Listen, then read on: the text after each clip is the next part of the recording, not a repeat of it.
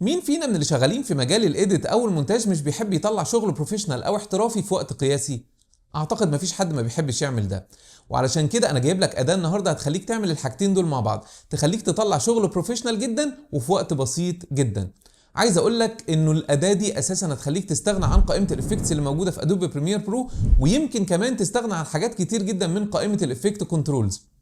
وعايز اقول لك على مفاجأة مهمة جدا، الأداة دي تمنها $60 بعد الخصم، بس أنا عايز أقول لك إنه في واحد من اللي هيشوفوا الدرس بتاعي النهاردة هياخدها بشكل مجاني مني مدى الحياة.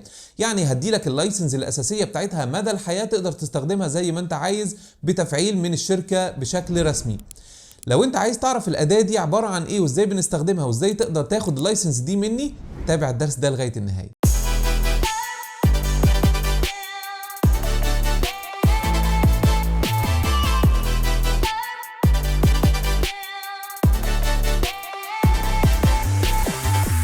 يا اهلا بيكم يا احلى شباب، وزي ما اتفقت معاكم في الانترو بتاع الدرس بتاعنا النهارده، انا جاي اكلمك على اداه هتخلي شغلك يختلف 180 درجه، لانه هتسلم شغلك بسرعه جدا والشغل هيبقى سريع جدا معاك بعد ما تستخدم الاداه دي. انا عن نفسي ما بقدرش استغنى عن الاداه دي من ساعه ما جربتها وهي عجبتني جدا، يعني كل شغل اللي انا بشتغله بالاداه دي.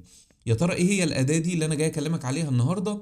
وعايز اقول لكم انه في مفاجاه، زي ما قلت لكم انه في شخص منكم هياخد اللايسنس البرو للاداه دي او الترخيص بتاع الاداه دي مدى الحياه. هديها لواحد منكم، بس لو عايزين تعرفوا ازاي تقدروا تاخدوا اللايسنس دي مني هتتابعوا الدرس ده لغايه النهايه، وهقول لكم ازاي هتاخدوا اللايسنس دي. وعلى فكره ده لا كراك ولا اي حاجه، ده ترخيص من الشركه نفسها، هتقدر تعمل ابديت بعد كده مدى الحياه للاداه دي. يعني هتاخدها مني وهتفضل معاك مدى الحياه، مش هتعمل اي حاجه بعد كده تاني. فيعني مدلعكم اهو. يلا خلينا نشوف الاداه دي هي اصلا ايه وبتعمل ايه اساسا. تعالوا نشوف مع بعض. كل اللي انا هعمله لما بدخل على ادوبي بريمير برو كده وهجيب اي فيديو عندي، خلينا مثلا ننزل الفيديو ده. انت بقى بتعمل ايه لما تحب تضيف تاثير على الفيديو ده، افكت او ترانزيشن او مثلا اي حاجه عايز تضيفها على الفيديو ده؟ بتعمل ايه؟ كل اللي انت بتعمله ان انت بتطلع على قائمه الافكتس من هنا كده، والطريقه السهله انك بتعمل سيرش من هنا، او انك بتدخل على القائمه بتاعه الفيديو افكتس او الفيديو ترانزيشنز وتبتدي تدور على الترانزيشن اللي انت عايزه او الافكت اللي انت عايزه. ولكن الموضوع دلوقتي هيبقى ابسط بكتير جدا مع الاداه دي. كل اللي انت هتعمله ان انت هتعمل سيلكت على الفيديو بتاعك كده، وهتضغط على شيفت في، هتلاقي على طول الاداه دي ظهرت معاك كده. هتعمل سيرش على طول على الافكت اللي انت عايزه. انا عامل سيرش قبل كده على الفاست بلور اهو. خليني اكتب مثلا كلر. بصوا كده هيظهر لك كل الافكتات الخاصه بالكلر بالشكل ده. هتنزل حتى من غير الماوس بتاعك بالكيبورد وهتضغط كده انتر، اضاف لي على طول اللوميتري كلر واقدر اتحكم فيه. يبقى انت اصلا ممكن تلغي قائمه الافكتس من هنا. خلينا نجرب. لو انا يعني شلت ده كده، طبعا تقدر تضيف تاثيرات زي ما انت عايز. كل اللي انا بعمله شيفت في هنا كده وابتدي اكتب اهو فاست بلور، ظهر لي انتر على طول. الفاست بلور اتضاف عندي في الافكت كنترولز وتقدر تتحكم فيه. الاداه دي بتعمل كده بس لا. وعايز اقول لك انه حتى الاختصار اللي لو مش عاجبك اللي هو الشيفت في، انا عن نفسي هغير الاختصار، لانه شيفت في انا ممكن اكون عايز اكتب مثلا كلمه فيديو واول حرف كابيتال اللي هو الفي، فهضطر ان انا هضغط على شيفت في فهتظهر لي الاداه دي. انا مش عايز كده، انا عايز اضيف اختصار من عندي. الموضوع سهل وبسيط جدا. كل اللي انت هتعمله ان انت هتدخل على الاداه اهو، شيفت في ضغطت عليها، او هتلاقيها برضو في الويندو من فوق كده في الاكستنشن بتاعك. هتنزل الاداه بتاعتك اسمها اف اكس سيكر، هتضغط عليها بالمنظر ده وهتيجي تدخل على السيتنجز هنا كده. هتلاقي في حاجه اسمها شورت كات كنترول من هنا، وهو ظابطها لك على الشيفت في. ده الديفولت بتاعها اول ما بتنزل. كل اللي انت هتعمله ان انت هتضغط عليها تمسح الاختصار ده.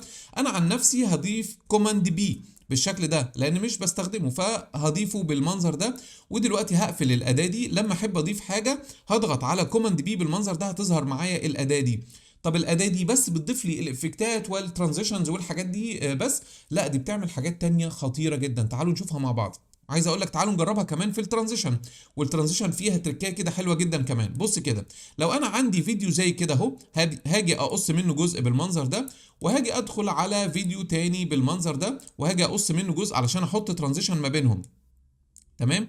خلينا نكبر التايم لاين بتاعنا بالشكل ده كده، او السيكونس بتاعنا خلينا نكبره كده اهو. ونيجي هنا كده نعمل سيلكت على التو فيديوز دول، وانا عايز احط ترانزيشن بقى.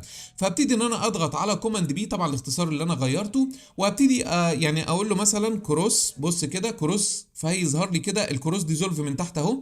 هاجي اروح اضغط عليه وهيقول لك هنا بقى سيت فريم. يعني ايه سيت فريم؟ يعني تقدر تحط بعدد الفريمات اللي انت عايزها. انا عايز مثلا الترانزيشن ده يكون مدته مثلا 30 فريم، عايز مدته يكون 25 فريم، يا زي ما انت عايز تقدر تختار الفريمات زي ما انت عايز. فانا هقول له مثلا طبعا على حسب المده اللي انت قاصصها برده من الفيديو، فهبتدي اقول له كده 40 فريم واقول له كده. هتلاقي الكروس ديزولف اتضاف هنا واتضاف هنا. لو انت مش عاجبك ده هتضغط عليه وتمسحه كده، وعلى طول الكروس ديزولف اتضاف عندي بمنتهى البساطه زي ما احنا شايفين بالشكل ده، بدون بقى ما تروح للافكتات وتعمل كده. انت ممكن زي ما بقول لك تقفل اصلا قائمه الافكتس من هنا. هل ده كل اللي بتعمله الاداه؟ لا، تعال اقول لك بقى على حاجه مهمه جدا. بص كده الاداه بتعمل ايه كمان. لما تيجي مثلا انت عندك فيديو زي كده، الفيديو ده لو بصينا عليه هنلاقي السكيل بتاعه 100.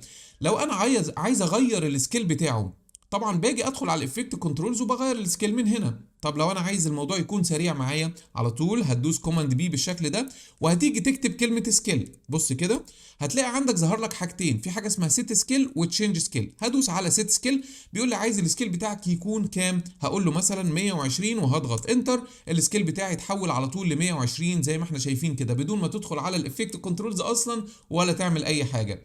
طيب لو انا عايز ارجع ال 120 دي لل 100 مره تانية، طبعا انا ضفت هنا 20، فابتدي اعمل ايه؟ هندوس على كوماند بي بالمنظر ده، وهنيجي هنا كده على السكيل. طبعا كل الحاجات اللي انت بتستخدمها بيضيفها لك في الريسنت، ولو عايز تلغي الريسنت بتيجي هنا كده بتقول له كلير ريسنتس، فبيلغي كل الحاجات اللي انت عملتها. طيب خلينا نكتب مثلا سكيل مره تانية بالشكل ده. هنا بيقول لك تشينج سكيل، طبعا بتقدر تغير السكيل. هقول له مثلا -20 عشان يرجع لوضعه الطبيعي، فهتلاقيه رجع على طول لل100. ما تعملش الكلام ده في السكيل العادي، لازم يعني لو انت عايز ترجع السكيل اللي انت عملته هنعملها من خلال القائمه الثانيه. بص كده اللي هو التشينج سكيل، مش السيت سكيل. السيت سكيل لو انت عايز تكبر او تعمل حاجه جديده، لكن تشينج سكيل انا عملت حاجه وحابب ان انا ارجعها مره تانية. خلاص. وعلى فكره مش سكيل بس، تقدر تستخدم البوزيشن والسكيل والروتيشن، اي حاجه انت عايز تستخدمها عندك في الافكت كنترولز بتكتبها على طول في السيرش هنا بتظهر معاك على طول. شايفين الموضوع يعني تحفه ازاي؟ طيب خلينا نشوف كمان حاجة تانية، وخليني اقول لكم على يعني ميزة بقى مهمة جدا للناس اللي ما عندهاش نسخة 2025 من ادوبي بريمير برو، لانه الحكاية دي اتحلت في نسخة 2025. ايه بقى الموضوع؟ لو انا عندي 2 فيديوز زي كده او 3 او 4 او ايا كان، يعني مثلا عندي 3 فيديوهات بالشكل ده، لو احنا شايفين الفيديوهات دي كلها كده كبيره بالشكل اللي احنا شايفينه قدامنا، خلينا نلغي الكروس ديزولف اللي اتعمل هنا. انا عندي الثلاث فيديوهات دول كده بالمنظر ده قدامي. في النسخ اللي قبل 2025 لما اجي اعمل سيلكت على كل الثلاث فيديوهات دول او الاربعه او الخمسه، هلاقي هنا الافكت كنترولز ما فيهاش ان انا اقدر اعمل سكيل واحد للثلاثه. انا عايز اخلي الفيديوهات دي كلها مثلا السكيل بتاعها 50، فهتلاقي انه مفيش هنا في الافكت كنترولز. ايوه اتحل الموضوع ده في قائمه البروبرتيز الجديده في نسخه 2025، ولكن لو انت شغال على نسخه اقل هتعمل ايه بقى؟ برضو بالاداه دي الموضوع بسيط جدا. هتضغط على كوماند بي الاختصار الجديد اللي انا عملته، وهنيجي ندخل على السيت سكيل من هنا، وهنقول له انا عايز الثلاثه وانا عامل سيلكت عليهم بالمنظر ده. هقول له انا عايز الثلاثه دول يكونوا 50%، وهضغط انتر بالشكل ده. هتلاقي ان الثلاث فيديوهات بقوا 50% زي ما انت شايف قدامك بالمنظر اللي انت شايفه قدامك كده. فطبعا الموضوع خطير جدا. تقدر تضيف الافكتات اللي انت عايزها على مقاطع كتير جدا، على تراكات كتير جدا، ترانزيشنز زي ما انت عايز. يعني مش عارف انت عايز ايه تاني، مش هتستخدم تاني قائمة الافكتس عندك. عندي كمان حاجة مهمة كمان شغالة مع الاوديو. لو انا حبيت ان انا اجيب ميوزك مثلا زي كده، خلينا نجيب ميوزك هنا كده، وحبيت ان انا اقص الميوزك مثلا في الجزء ده كده بالشكل ده، وهبتدي ان انا اخد جزء جديد منها هنا مثلا كده، وهبتدي اشيل الجزء اللي في النص. ساعات كده بنحب يعني نحط يعني تو ميوزك جنب بعض، ونعمل ما بينهم حاجه اسمها كونستانت باور، اللي هو كانه ديزولف يعني ما بين القطعه الاولى من الميوزك والقطعه الثانيه، علشان ما يبانش ان انا قاطع. يعني تعالوا نسمع كده الميوزك مع بعض. حسيت ان في قطع في الموسيقى. لو انا حبيت ان انا احط هنا كده كونستانت باور اللي هو كانه ديزولف ما بين المقطع الاول والثاني، كل اللي انت بتعمله ان انت بتضغط هنا كده على التو ميوزك مع بعض او القطعتين اللي انت حاططهم كده، كوماند بي برضو، وهنيجي نكتب كونستانت باور بالشكل ده، وهنيجي نضغط كده، وبيقول لك انت عايز قد ايه عدد الديوريشن او الديوريشن بتاع الجزء اللي انت عايز تعمله ده. خلينا نكتب مثلا 60 ايا كان بقى. بص بيحطها لك في الاول وبيحطها لك في النص، ممكن تلغي اللي في الاول طبعا كانه عمل فيد يعني في الاول، سوري كانه عمل فيد. فهنيجي على الجزء الاولاني ده هنمسحه، وخلينا نجرب كده. طبعا بعد ما حطيتها تقدر تزود زي ما انت عايز.